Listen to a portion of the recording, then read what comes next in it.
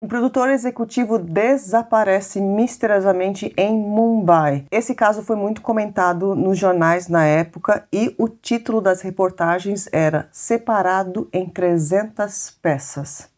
Oi pessoal, tudo bem com vocês? Meu nome é Gisele Ildes e sejam todos bem-vindos a mais um vídeo aqui do canal. Antes de começar o vídeo, já vou dar os recados aqui para vocês. Por favor, se vocês estão gostando aqui do meu trabalho, já deixa o seu curtir agora no início do vídeo, senão vocês esquecem de deixar no final. E se você não é inscrito, eu convido você a se inscrever, porque toda terça-feira eu trago um caso novo para vocês. O produtor executivo que desapareceu em Mumbai se chamava Neeraj Grover. Ele nasceu em 23 de fevereiro de 1982. Os amigos e familiares descreveram o Neeraj como sendo uma pessoa super divertida, extrovertida, o tipo de pessoa que quando entra no ambiente alegra todo o ambiente, sabe? Então ele era muito querido entre os amigos e o Neeraj, então, ele se formou em comunicação e depois de se formar ele foi trabalhar em vários estúdios lá de Bollywood e depois de um tempo então ele começou a ser produtor executivo. E uma informação muito importante para adicionar aqui sobre o Neeraj é que os amigos comentavam que ele era muito mulherengo e muitos dos romances ali que ele teve foram com as atrizes de Bollywood.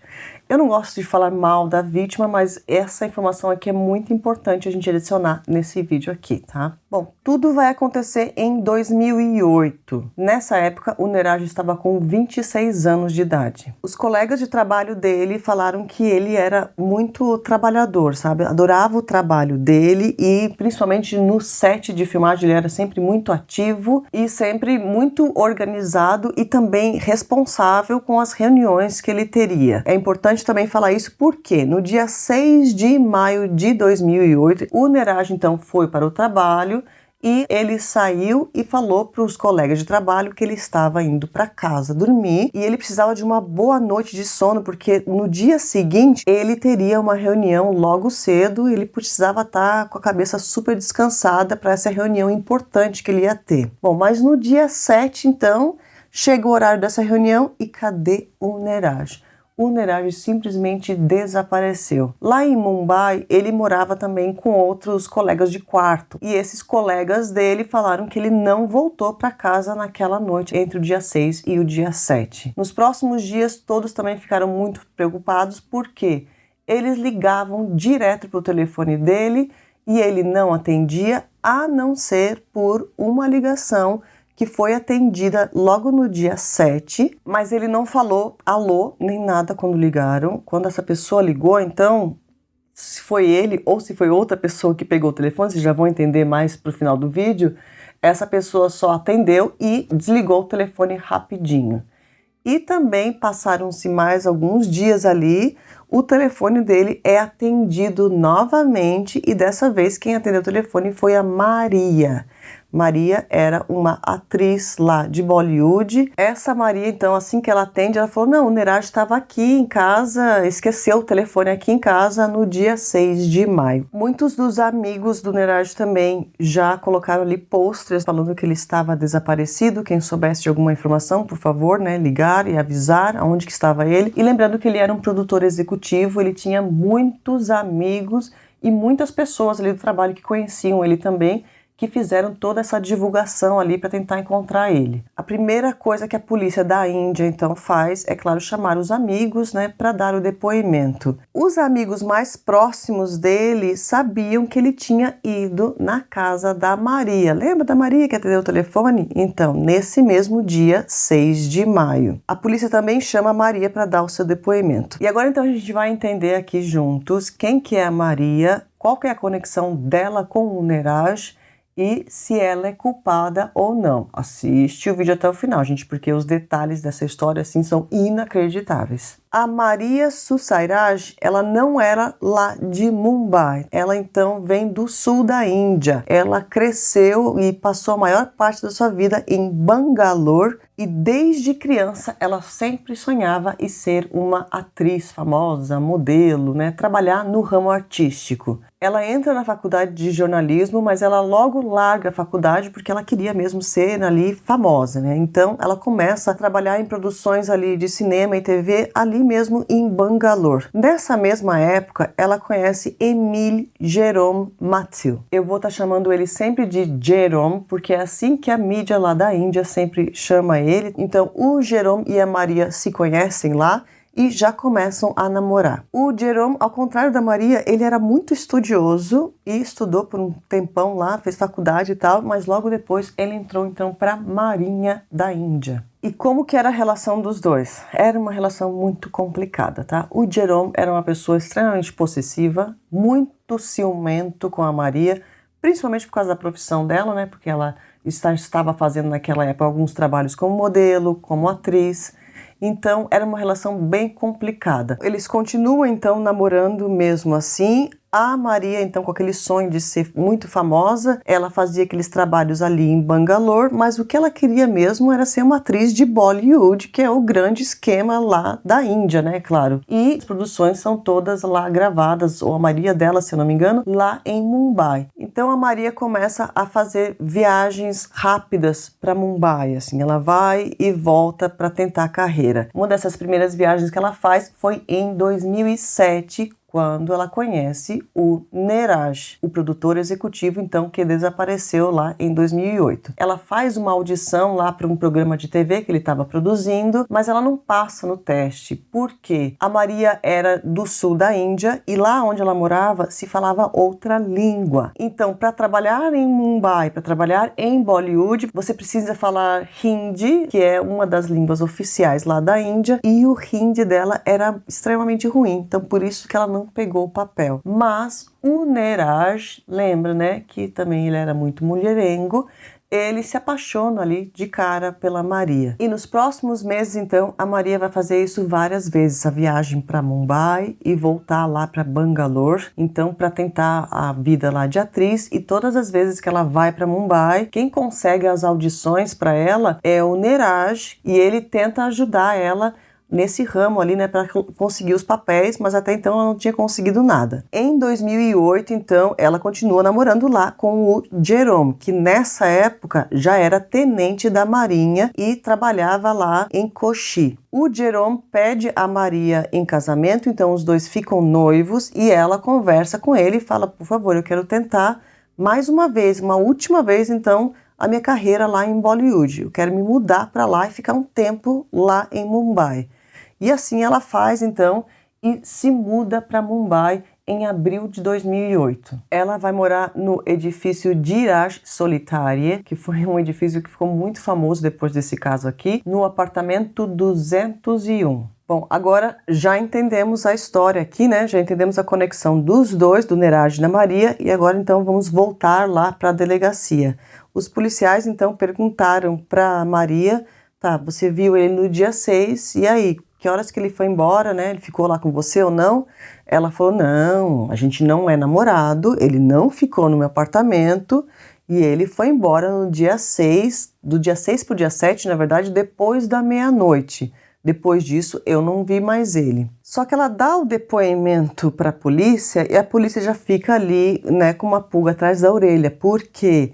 Eles vão chamar ela várias vezes nos próximos dias e ela vai se contrariar ali nas próprias palavras. Tem o esquema do telefone também, que ela mesma atendeu o telefone dele dias depois. Os policiais também começaram a desconfiar muito da Maria porque o porteiro do edifício onde ela morava falou que no dia 7 ela e o noivo dela foram vistos entrando em um carro com umas sacolas assim, tipo sacola de lixo, sacolão, sabe? Então vocês estão vendo aqui os detalhes dessa história, né? É claro que a polícia já viu que ela estava mentindo e foram ali confrontando com várias informações que eles foram obtendo e no final da história, então, a Maria decide confessar tudo o que aconteceu, então, naquele dia. Mas a história é ainda mais chocante do que vocês imaginam, tá? E depois que ela confessou, que eu já vou contar para vocês a confissão dela em detalhes, a polícia também já confirmou algumas coisas que ela deu no depoimento dela, que foi a questão do noivo dela ter parado então no posto de gasolina para comprar galões de gasolina e também isqueiro. E eles conseguiram encontrar essas testemunhas lá do posto que confirmaram, falaram, é mesmo, esse cara esteve aqui nesse dia e comprou essas coisas estranhas aqui. Estão vendo, né, gente, o que vai acontecer agora? Eu vou contar para vocês em detalhes, então, tudo o que aconteceu naquele dia. No dia 6 de maio de 2008, então, o Neeraj vai realmente lá para o apartamento da Maria e ele vai para ajudar ela a arrumar alguns móveis, porque ela tinha acabado de se mudar e tal. E nessa mesma noite, aproximadamente 11h30 da noite, o noivo da Maria liga então no celular da Maria para falar com ela. Os dois estão conversando, mas ele escuta no fundo o Neeraj falando alguma coisa. Assim que ele escutou, lembra, né? O noivo extremamente ciumento, ele já fala, tem alguém aí? Tem alguém aí? E ela fala, não, sim, é o Neeraj aqui, o produtor executivo, ele tá me ajudando aqui com os móveis e tal. E o noivo, então, fala para Maria, manda ele embora agora, porque são 11h30 da noite, que horário é esse para ter um homem aí no seu apartamento? Ela, então, tá no telefone e fala, minha bateria tá acabando, qualquer coisa você liga, então, no telefone do Neeraj. Olha que bizarro, essa história fica mais bizarra ainda, tá?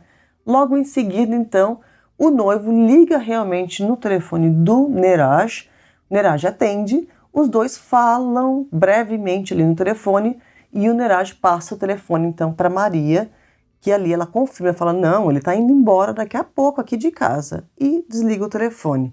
Mas o noivo que estava lá em Kochi entrou numa loucura assim na cabeça dele e pensou, não, esse cara vai dormir na casa da minha noiva. O que ele fez? Ele foi então, comprou uma passagem aérea, a primeira que ele encontrou, então, para ir para Mumbai, porque é bem longe, tá? Kochi de Mumbai. Ele consegue realmente pegar o primeiro voo e chega então no dia 7 de maio, aproximadamente 7 horas, lá no apartamento 201. Ele bate na porta várias vezes, os dois então estavam dormindo, né? Porque o Neeraj realmente dormiu com a Maria naquela noite no apartamento dela, tá? A Maria vai, abre a porta e dá de cara com o noivo, que ela não imaginava que ia estar lá naquele horário, né? Ele estava lá em Kochi, de repente está lá em Mumbai, no apartamento dela. O noivo abre enfurecido e vai direto para o quarto. Quando ele chega no quarto, então, ele vê o Neeraj dormindo, então, na cama da namorada. Assim que o Neeraj, então, acorda, a Maria conta que o Neeraj ainda vira para ela e fala, esse aí que é o seu namorado? Nisso ele fica com uma raiva maior ainda, os dois começam a brigar, o noivo vai na cozinha, pega uma faca e então ele usa esse utensílio no Neeraj. Durou aproximadamente 12 a 15 minutos esse processo, mas depois desse tempo o Neeraj então tinha perdido a vida. Agora a história não acabou e é ainda muito pior. Vem um detalhe aqui que é horripilante. Lembrando, o Neeraj está lá caído no chão. O noivo pega a Maria e leva ela para um outro cômodo e lá ele força então que a Maria durma com ele. Os dois fazem aquilo lá no outro cômodo. A Maria conta que logo depois que acaba tudo, ela vai no chuveiro se lavar, porque tinham ali coisas vermelhas em cima dela. E assim que ela sai do banho, esse noivo doido, ele pega a Maria novamente e pela segunda vez, com o Neeraj caído lá no outro cômodo, ele pega a Maria e força ela novamente a dormir com ele. Assim que acaba tudo aquilo ali, então, eles começam a, juntos, né, limpar todo o apartamento ali. O noivo, então, manda a Maria num shopping que tinha ali no bairro para comprar algumas coisas que eles precisavam, então, para terminar ali o serviço. A Maria chega nesse shopping aproximadamente 10 horas da manhã e ela compra lençol, cortina, uma faca grande, aromatizante de ambiente e também sacolas, assim, maiores, né, para eles carregarem ali tudo depois. Ela volta para o apartamento, então, eles trocam a cortina, porque tinham ali respingado coisas, né, na cortina. E então o noivo começa ali a separar o Neeraj. O que foi dito na mídia na época, e por isso que esse caso aqui ficou muito famoso, é que ele separou em 300 partes. Mas nós vamos falar mais sobre essa informação no julgamento, então fica até o final do vídeo. Bom, esse processo aí de separar demorou aproximadamente 4 horas. Quando o noivo estava separando ali as partes, então o telefone do Neeraj não parava de tocar nem um minuto, né? Porque muitos amigos ali procurando ele, que ele tinha desaparecido, precisava estar no trabalho naquele dia 7. Quando eles estão mexendo ali nas coisas, acidentalmente, então, ela pega o telefone e sem querer ela atende a ligação e ela desliga. Enquanto ele estava separando ali, então, a Maria também sai e pede emprestado para um amigo um carro, volta lá para o apartamento 201. Os dois saem então com essas sacolas ali grandes, né, do prédio, onde o porteiro então viu eles passando com as sacolas, colocam no porta-mala e saem com esse carro. E nessas sacolas, então, tinha tudo, tá? Que eles tinham ali usado, né? Tinham as cortinas que eram as cortinas velhas, o lençol velho, as partes ali e também as coisas que ele usou ali para separar. Eles saíram do edifício, então, aproximadamente 4 horas da tarde e eles vão para uma floresta que fica, assim, aproximadamente 100 quilômetros de distância, ou um pouco menos, de Mumbai, um lugar bem afastado. No meio do caminho, então, eles param num posto de gasolina, compram galões ali de gasolina e também o noivo ainda compra um isqueiro. Eles vão até essa floresta, então, e destroem ali todas as provas e retornam para Mumbai aproximadamente 21h30. E depois disso, ainda o noivo contrata uma pessoa para pintar algumas das paredes do apartamento e isso realmente foi feito nos próximos dias, mas o noivo não ficou para esse processo, tá? Antes que fosse pintado, ele já retornou lá para a base dele em Kochi e a Maria ficou lá em Mumbai, então, vivendo a vida dela normalmente e com o telefone do Neeraj ainda com ela. E o mais estranho de tudo é que ela não desligou esse telefone e no próximo dia, no dia 8, algumas fontes falam que foi no dia 8, outras fontes falam que foi no dia 7, no dia que aconteceu tudo, que eles estavam se desfazendo das provas, tá? Mas num desses 2 dias, ela atende uma das ligações e ela ainda fala, não, o telefone dele tá comigo, ele esqueceu aqui em casa. Bom, a polícia nesse ponto aqui, é claro que ela já tinha então prendido o noivo e a Maria também. Depois dessa confissão também, a Maria então levou a polícia até essa floresta e realmente lá eles encontraram as cinzas e estava tudo muito destruído. Mas dentro ali eles conseguiram encontrar uma corrente de ouro que foi entregue então para o pai do Neeraj e o pai do Neeraj confirmou. Realmente, essa corrente aqui pertence ao meu filho.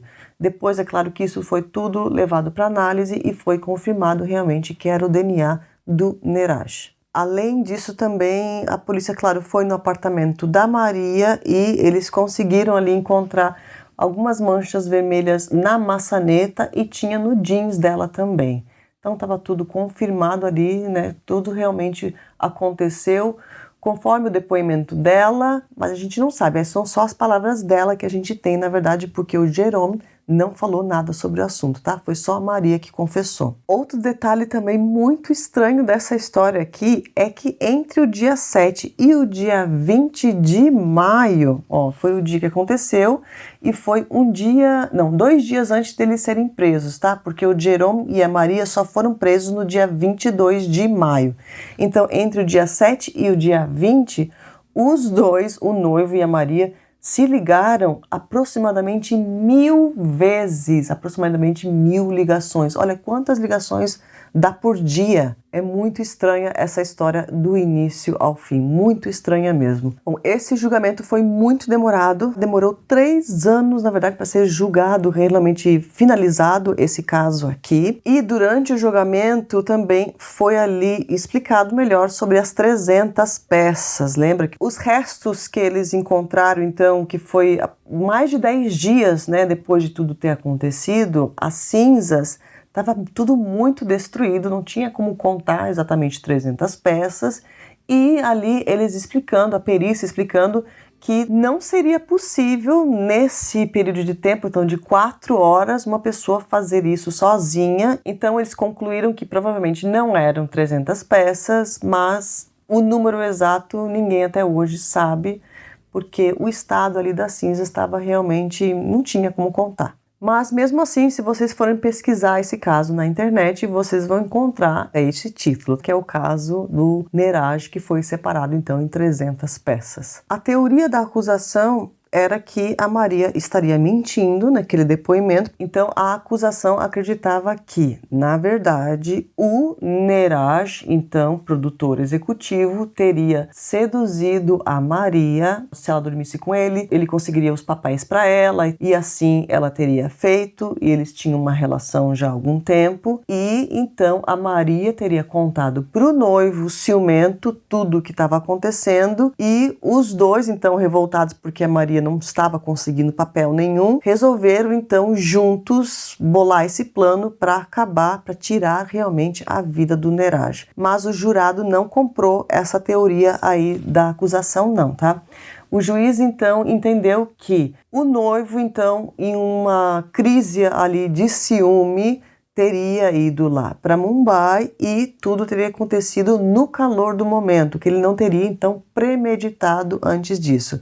E por esse motivo então ele pegou uma pena muito mais baixa. Então a sentença sai em julho de 2011. O noivo foi então considerado culpado por ter tirado a vida do Neeraj e ele foi condenado a 10 anos de cadeia somente. E a Maria então foi considerada inocente de ter tirado a vida, mas culpada por ter destruído as provas. E então ela foi condenada a somente 3 anos de cadeia. Só que quando a sentença saiu, a Maria já tinha cumprido os 3 anos. Então logo depois ela já foi libertada. E além disso também, quando ela foi libertada, claro, ela teve que pagar uma multa. O Jerome, então, depois de cumprir os 10 anos também, quando ele fosse libertado, então ele também teria que pagar uma multa. E todo esse dinheiro, então, seria entregue para a família do Neeraj. Então, logo depois que a Maria foi libertada, é claro que toda a imprensa ficou em cima e todos estavam muito revoltados aqui com esse juiz, porque acharam que a pena era muito baixa por um ato tão bárbaro, né, que foi feito, mas mesmo assim, então, foi essa realmente a sentença. A Maria,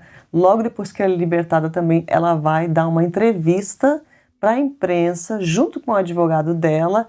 Essa entrevista também é bem tumultuada, essas são as fotos da entrevista aqui que eu estou mostrando para vocês. Ela fala que ela é inocente e que isso tudo é muito triste e tal, mas, nossa, foi uma confusão muito grande essa entrevista, tá? Porque principalmente o pessoal do cinema queria cair em cima dela. Alguns deles, tá? Porque teve um filme que foi lançado baseado na história deles, que se chama Not a Love Story. Esse filme ele foi lançado, se eu não me engano, uma semana depois da sentença sair. Esse filme ele foi muito criticado pelos próprios profissionais ali da área, que acharam que era um absurdo a família do Neeraj, de saber exatamente como tudo aconteceu, e tem a cena exata ali dentro do apartamento. Aliás, esse filme ele foi gravado exatamente no apartamento 201. O diretor do filme conseguiu autorização do próprio dono para filmar lá dentro. Então foi muito criticado na época. A Maria, então, logo depois que ela foi libertada lá, tiveram algumas fofocas que saíram na mídia também, falando que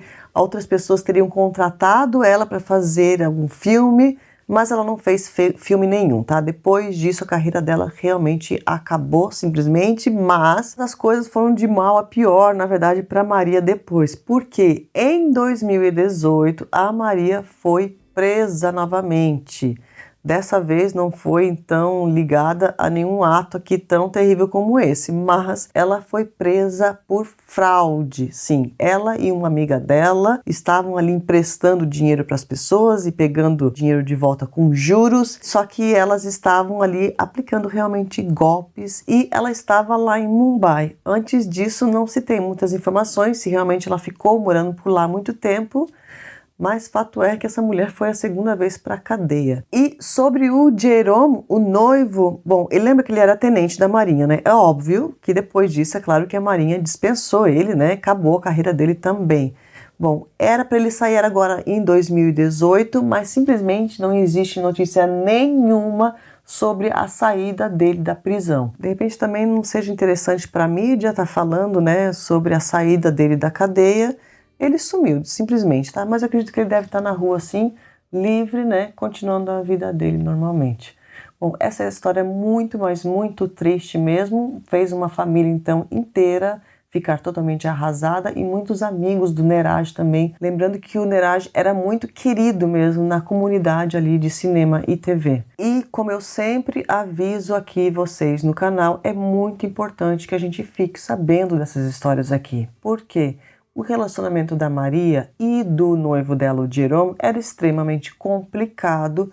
Esse homem era muito ciumento, né? Queria ela como uma propriedade dele mesmo. Ele não queria que ela seguisse a carreira de atriz, queria ela juntinho dele ali. E no momento ali que ele viu que talvez ela poderia estar traindo ele, e realmente ela estava traindo ele, né? Também uma parte bem complicada da história.